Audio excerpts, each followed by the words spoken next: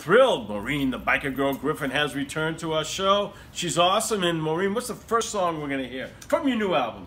From my new album, Hugs and Kisses, I'm going to do the title track, Hugs and Kisses. We give you Maureen Griffin. Now, a little preface about this song. Hugs and Kisses is a love story, you know, in this kind of weather. It made me think of it tonight, which song I would sing. It's cold, it's snowy, and a night like this, you kind of want to just cuddle up with your motorcycle, because this time of year can be a very lonely time for bikers. So this is a love song to my motorcycle.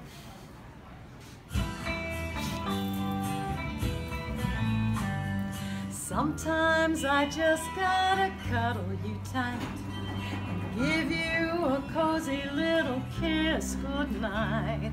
Wrap my legs around you and climb on top. Feel your strength beneath me, never wanna stop. As I feel your rugged coolness on my skin, a trip you feel for both of us is gonna begin. But that's not a realistic option I can choose, because we've got the winter time stuck inside the garage blues. I know you're longing for a warm summer day, the sun on your pipes and some adventure and play. You're saying to me, go put on your Under Armours, heated gloves and face mask and your foot warmers. But we'll have to settle for a hug and a kiss, although it is the thrill of the road that we miss.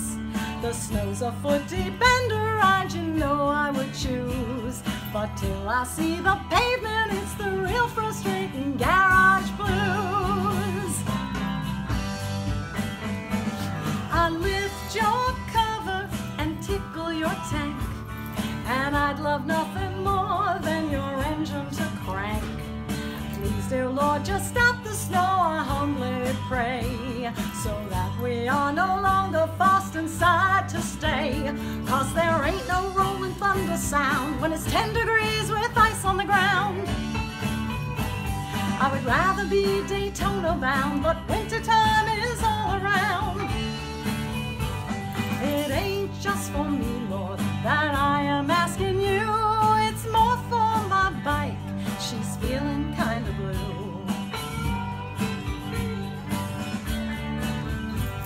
You know I'd love to spend the whole night with you, but my hubby, he needs a little loving too. If he catches us and says you kiss your bike, it's true, I'll stare him down and say, of course I do, don't you? So until the melting snow and thaw comes around, and we are able once again to see the ground, we've got no other option that we can choose, because we've got the winter time stuck inside, bitter cold, knee-deep snow, cabin fever. If I don't ride my two-wheel soon, I'm gonna spit. Garage blues.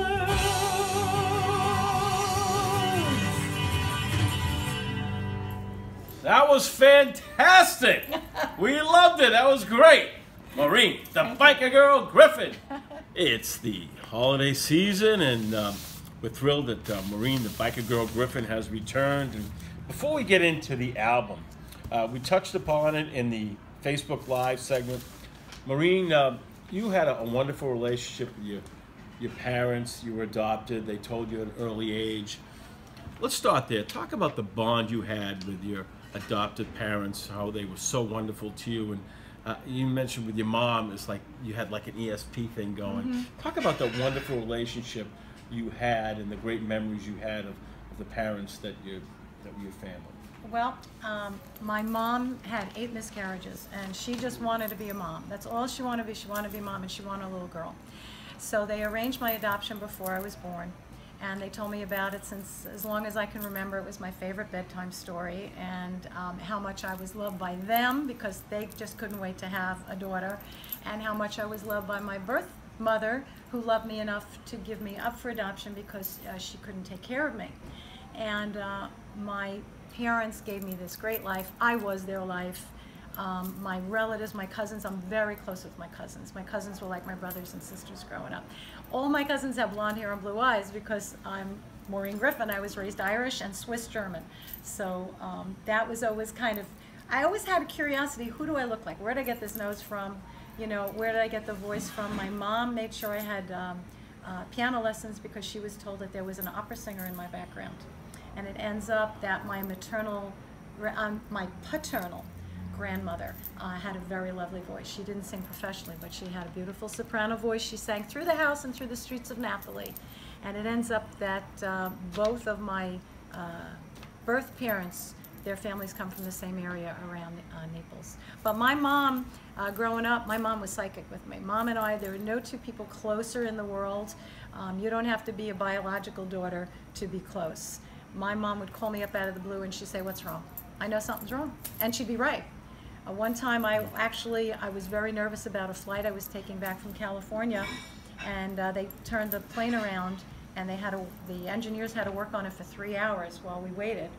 And my mom said, when I called her the next day when I got home, she said, "Oh my God, what a terrible night's sleep." She said, "I woke up like at midnight or 3 in the morning, whatever it was," and she says, "I couldn't sleep for 3 hours," and it was the exact 3 hours that I was thinking of her because they were fixing the plane. So we were super close, and we lived together for many years, even as an adult when I got older. Wow, that's amazing. And yet there was always deep inside you, I'm sure, a curiosity. Talk about what that was like, discovering your biological family, or wanting to find your biological family. Talk about that whole process. Well, like I said, it was mostly curiosity about who I looked like. I don't know, I was just fascinated by that. Like I always told myself, I'd be satisfied if I saw a picture, you know.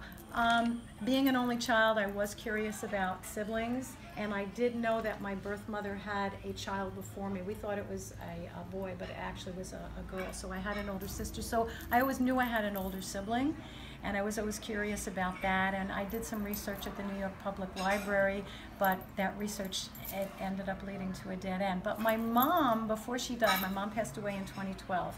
Before she died, she goes, "You know, I'm curious too. After all these years, I want to know. Go do some research." So she was curious as much as I was at that point. Now, what has it been like to actually meet your biological brothers and sisters? Talk about, and I mentioned before the show that it's uncanny how you look like some of them. Just talk about what that's been like for you. Well, I did the Ancestry DNA, and a fourth cousin I was matched with is a genetic genealogist, so he did the research and he acted as the go-between. When he found them, he actually contacted them first to say, "Are you interested?" Because I said, I get it if they don't want to know me or they don't want to, you know, I respect that. Well, it ends up, the most remarkable thing is that they are as excited as I am to have another sister. I'm like, they have so many siblings of their own, but each has their own reason why they're excited to have another sister. So we've talked on the phone, we've texted back and forth. When my oldest sister in California and I started messengering and texting, we could tell from the beginning that we were like Siamese twins that were separated at birth. We're so much alike. She sings, she studied, she was a ballerina, she studied acting. We're very, very, very much alike. And so finally I just picked up the phone and called her, and we will spend hours and hours and hours on the phone talking. So this has really been, talk about one of the meetings that you and your husband met biological sister, and you just like clicked right away. When I met my baby sister, the littlest one, my husband was with me and her husband was with her. And when she walked in, she was exactly my height. She had my nose. She looked just like me, except she had blonde hair and blue eyes. And our husband said that when we laughed, we had the exact same laugh. When I met my sister, one sister and brother from my birth mother's side, when they walked into the room, my brother went white. He was white as a ghost. He started to shake. I'm evidently the spitting image of my birth mother. For as much as I looked like my birth father's side too, spitting image down to mannerisms. Like, I'll do something with my hands, oh my gosh, that's just what she would have done. And he still, when he sees me, we spent Thanksgiving morning together, and we're going to spend part of Christmas together. I've got a lot of traveling to do on Christmas this year to meet everybody, and I couldn't meet everybody, but whenever he sees me now, he has to say, "This is my sister, not my mother. It's my sister, not my mother," because and even clothes I wear. And I came there with an apple pie when I first met them, and they said she always used to bake apple pies. And so it's really uncanny, some of the similarities. I know it had to be devastating losing your mom, but in some ways, hasn't finding your biological family kind of like filled the void? And it's like opened up so many great avenues for you, that to know that you have real blood out there, and there's already such a bond. Isn't it just, I can imagine, it's just an amazing, wonderful feeling? I never expected that they would be as excited as I am to meet and to have a bond, and we felt immediate bonds. A lot of us just right away felt it. Nothing's going to take the place of my mom. We were so close. My biological mother passed away a month before I got married, and that was right around the time that all this started happening, that my cousin started doing research. So I know they engineered this. And my mom told me before she died, she said, "I will always be with you. I will never leave your side." So I know she's with me. You know, I got a chill just now. I know, and so I've got my biological mother up there. My biological fathers are up there. They say when you're adopted, you get 2 sets of spirit guides, because you've got all the, you know, all the families watching out for you. That's great, and we're going to do a holiday show in January at my friend Joe Cipriano's house. And I think it would be so amazing if some of your biological brothers and sisters could join you at that show. That would be amazing, Maureen. Well, I'm going to ask them. I respect their privacy, so if they don't want to do it, I absolutely respect it. They'll do it. But if they want to do it, I think that would be fabulous. Great. Now, what I admire about you is that, Maureen, you never sit still. You're always moving. You're an amazing performer. We can't wait to have you perform again at the Christmas party. But talk about your new album. The first song you did is amazing. I love hearing you sing. I love the way you put things together. So just talk about this. I love it. Well, like my first album, Biker Girl, I experiment with all different genres. This CD, I have a different band. Same, I record at Dare Studios. That's still the same. My bass player is different. My guitarist is different. I have pedal steel on this, and I also have some songs on here that have cello, violin. We have a lot of different genres. We have country. We have jazz song, which I'm going to do for you. Remember Peggy Lee? Sure. Remember Peggy Lee's Fever? Yeah. Well, this song I based on that whole feeling of the finger snaps. So I got a double bass, a stand-up bass player for that. It's just a fun. And of course, all the songs are true stories, as always. That's awesome. We can't wait. We can't wait. And we are so excited to have you on the show again. And thanks for sharing. And this is an unexpected surprise, but we love great stories. And as you meet more your biological brothers and sisters, I'm sure there'll be more great stories down the road, Maureen. I'm sure there will be. All right, Maureen Griffin. We cannot wait to hear another song from Maureen, the Biker Girl Griffin. And Maureen, what's cooking up next? Packing for a bike trip. I love it. Maureen Griffin, ladies and gentlemen. Thank you. Okay, the preface to this story is the very first bike rally I ever went to. It was like our 3rd date. I finally got on the back of the bike, which I said I would never do, and we rode to a bike rally. The thing is, there were 2 of us on one bike. He did not have one of the bikes that's a full dresser with the tour pack. It was an Indian Spirit, and my back seat, my seat was a little cushion on the back fender. They put it on with suction cups. You sit on it, you hold on. So I said to him, well, how do I pack? Because all he had was 2 saddlebags, and we were going to be camping for 3 days. And he said, you get 1 saddlebag. So this is the story of how I learned how to pack for a motorcycle trip.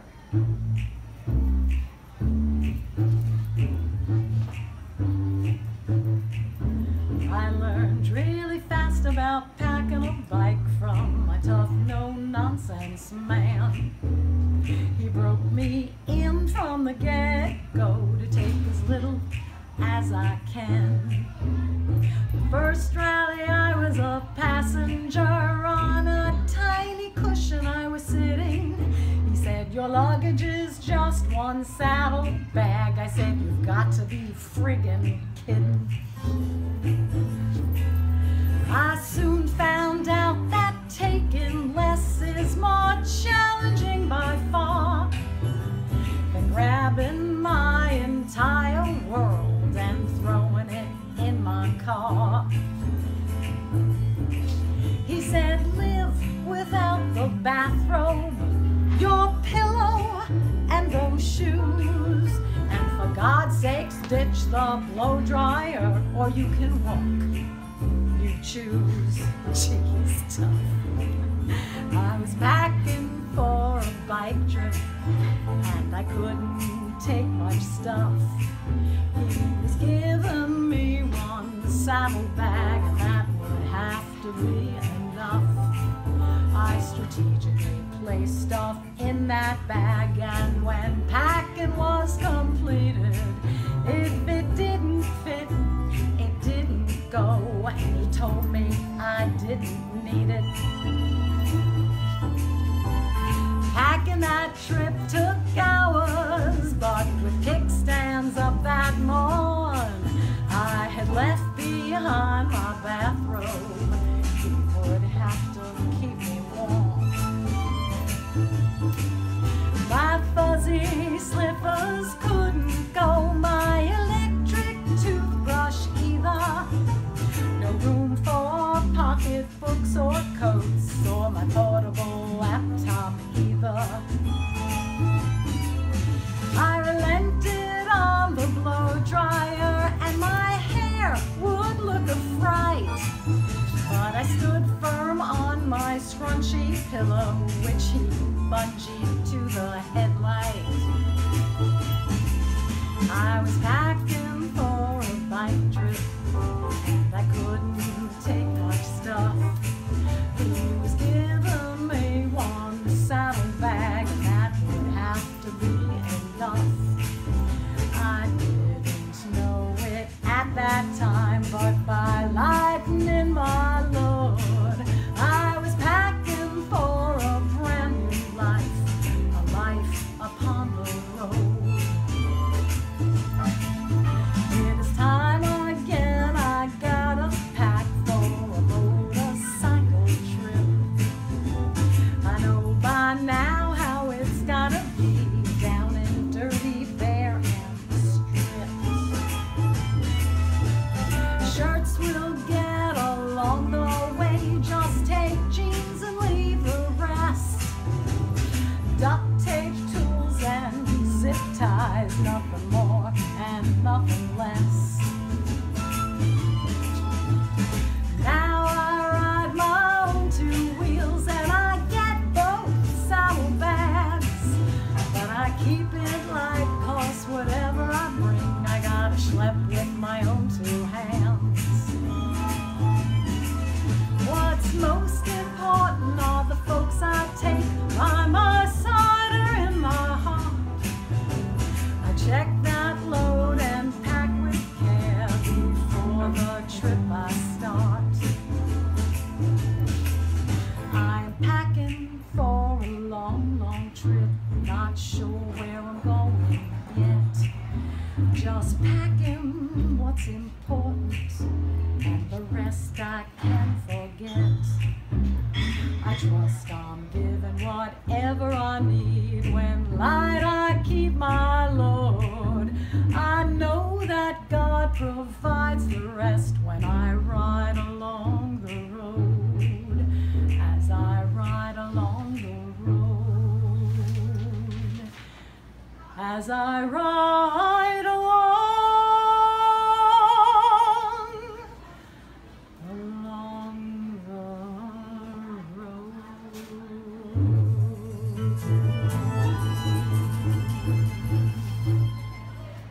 Wow, if that doesn't touch your soul, nothing ever will. That's why we love Maureen, the biker girl, Griffin.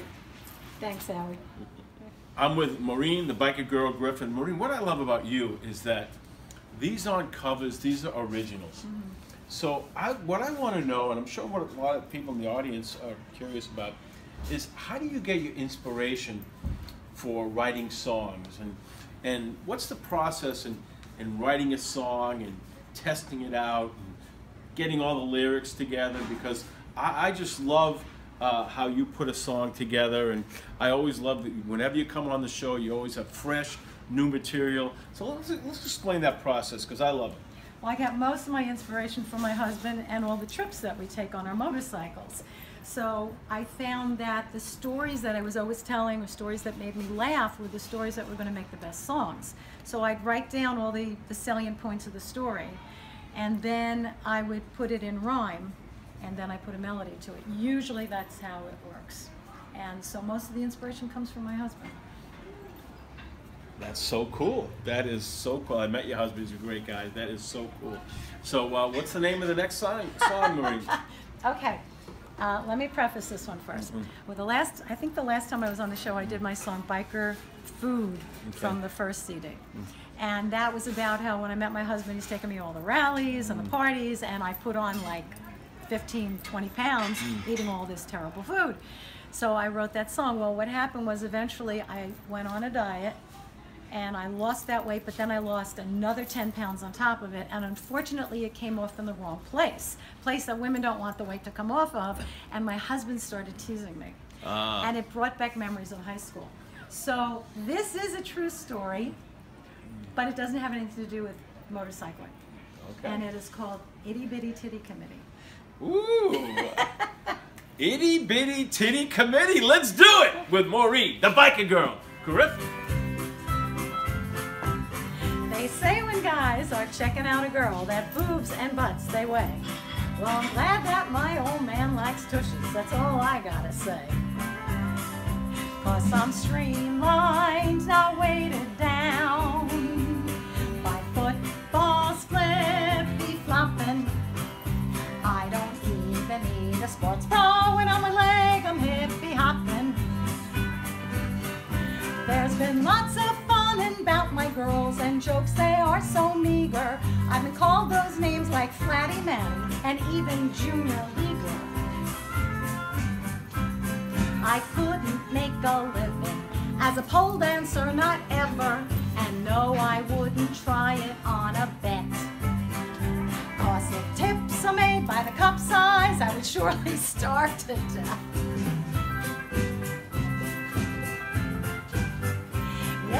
Itty, they're bitty, they're tiny, are beauty queens, well, doubtful. But we all know what a waste it is to have anything more than a mouthful.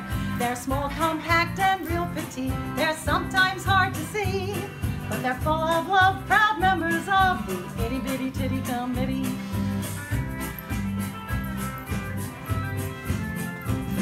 When asked how tall I am, I say 5'2", well, in thick socks. Well, I fill an A the exact same way a little Argyle rocks. They're all natural, my own homegrown. Every inch, well, millimeter. They are balanced and they're perky, and they don't make me totter-teeter. 100% organic, no trans fat or silent killers. All natural with no GMOs or artificial fillers. I wouldn't change them for the world. I'm happy with the ones I got, although they never shake or shimmy. They are perfect just the way they are. They're the ones the Lord done give me.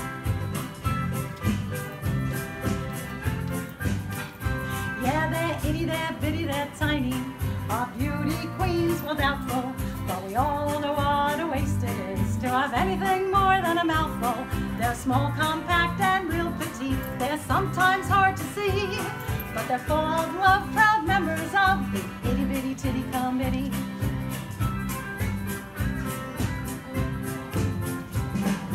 I don't need a bust of plenty that's bigger than a house. 'Cause I never worry when I'm talking to a guy that he's staring at my blouse.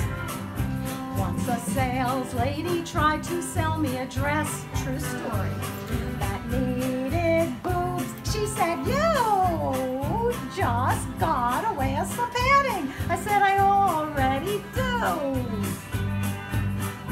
When it comes to sweaters stretching out, I barely smooth the ripples. And when they squeeze them between the mammogram plates, about all they get's the nipples.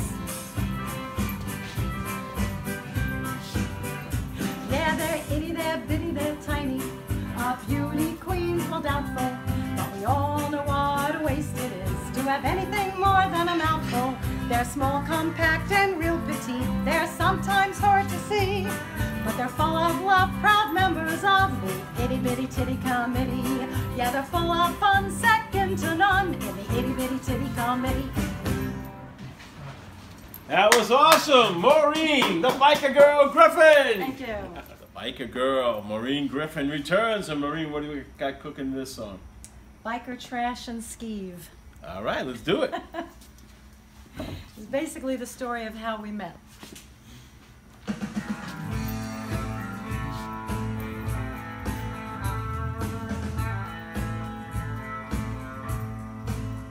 She was born in the burbs of the island's South Shore.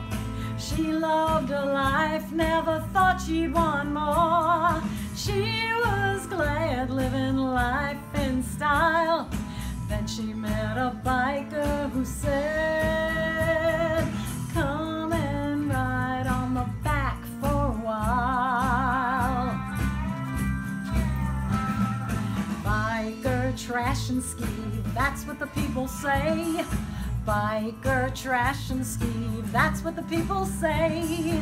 Deep down in her gut she was scared, but what the people thought she didn't care.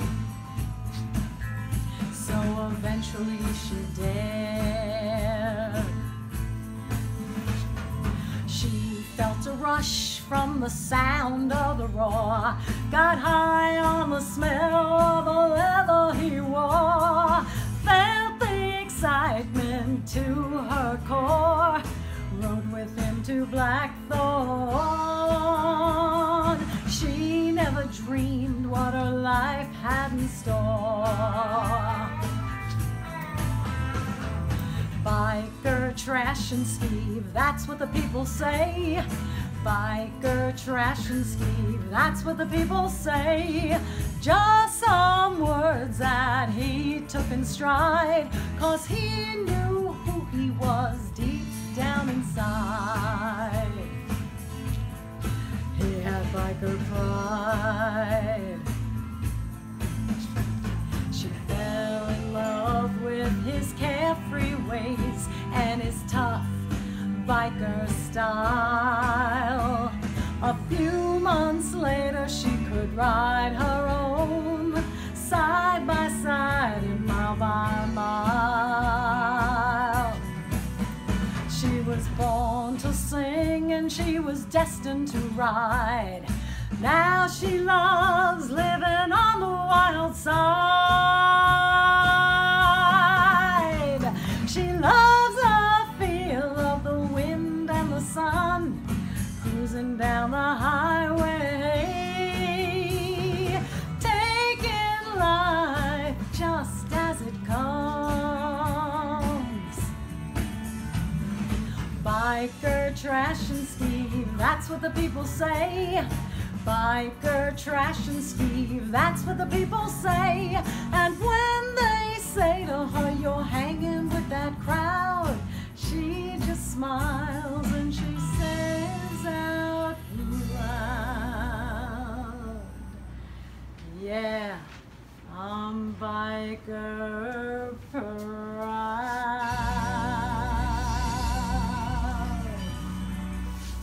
That was awesome. Great job, Maureen. Thank you. The biker girl Griffin. Thank you. All right. Awesome.